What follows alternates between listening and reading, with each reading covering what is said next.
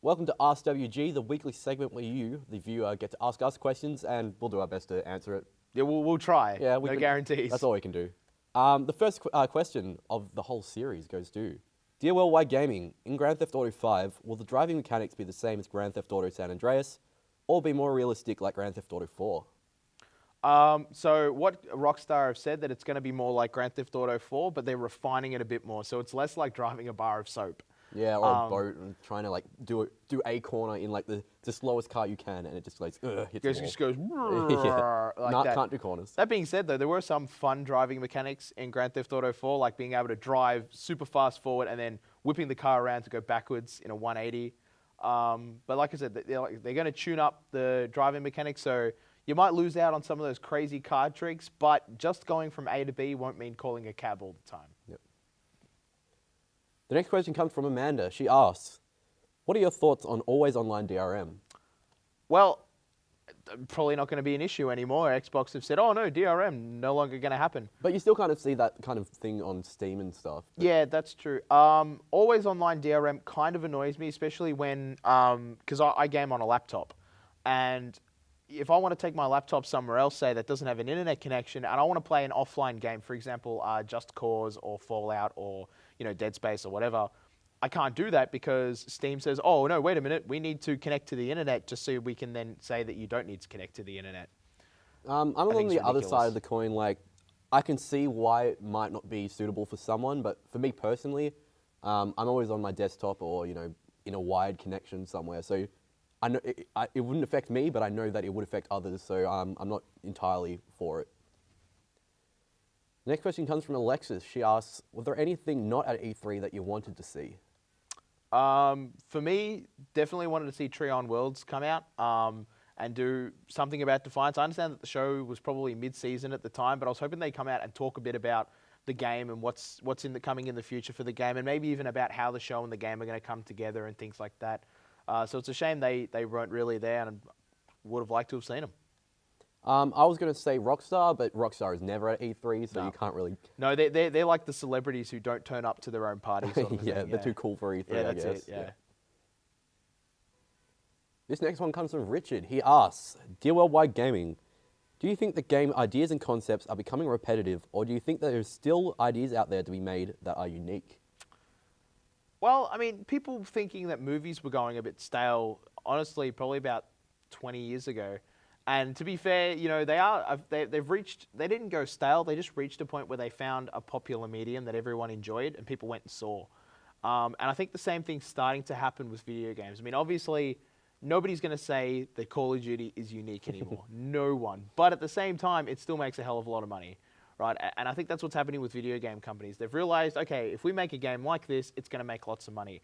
And this is a economically driven market, and whatever will make you the most money is what's most likely to get made. I think there are still unique ideas out there, but it'd take a brave soul to fund it. Don't you think that most unique ideas come from some other form of inspiration, though? Like, nothing's truly unique. Everything, like... Well, yeah, Shigeru Miyamoto got his idea for Pikmin from being out in his backyard gardening. Yeah. He imagined the whole world in there and things like that. I don't think that makes it not unique. I mean, that's like you take a concept and you turn it on its head, and that makes it unique. Again, like the Pikmin idea. Yeah.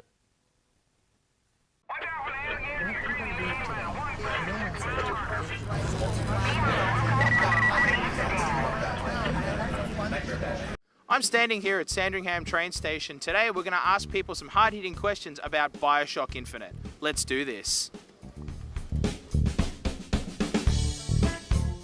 So have either of you two played the game BioShock Infinite before?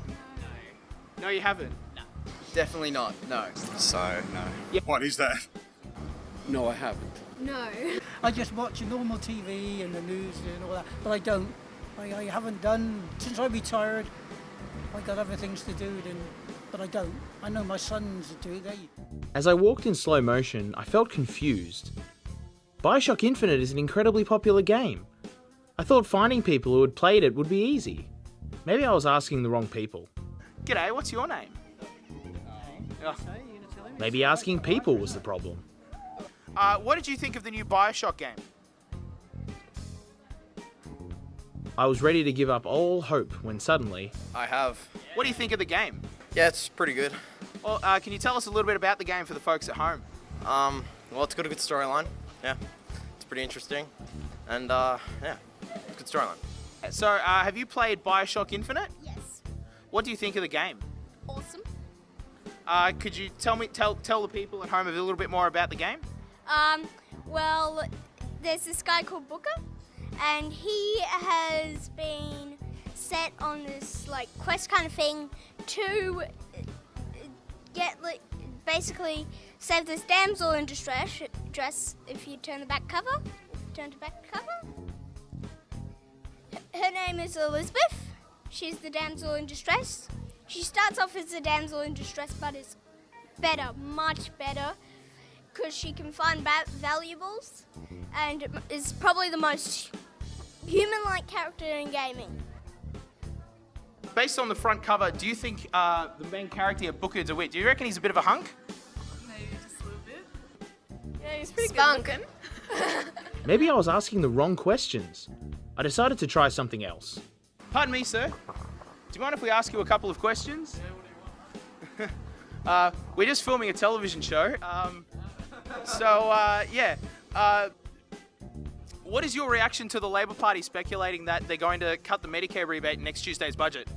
You're definitely asking the wrong person. I've got no idea. Do you think we should keep the Medicare rebate as it is, just so that it's a lot easier for young families to try and get to the doctor?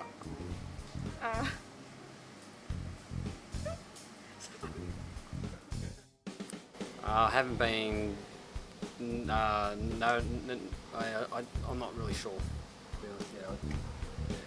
As I walked again in slow motion, I asked myself, what did I learn on my journey through Sandringham? I learned that Booker DeWitt would top the list of sexiest men in gaming. I'd be a useless political journalist. The only people in town who played violent video games were 10-year-olds.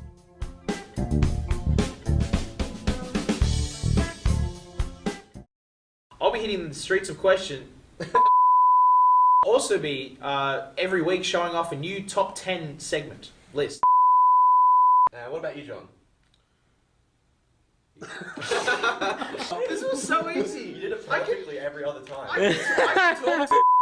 I can't. Vince, why don't you tell us what you'll be doing on the show? I'll be looking after the racing part of the game.